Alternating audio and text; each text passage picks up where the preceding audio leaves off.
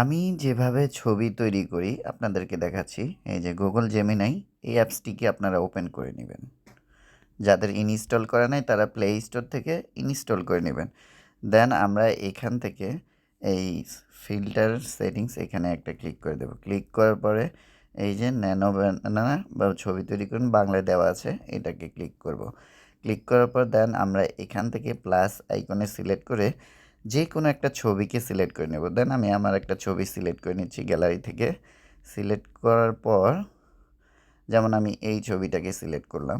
Select করার পর আমি যেই প্রম্পটটি ব্যবহার করছি সেটা আপনারাও ব্যবহার করতে পারবেন, আমি কমেন্ট বক্সে দিয়ে দেব।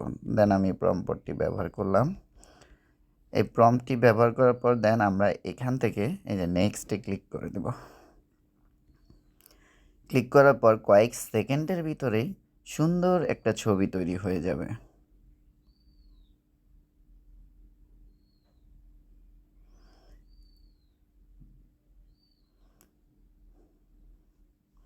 সো তৈরি হয়ে গেল আমার সুন্দর একটি ছবি।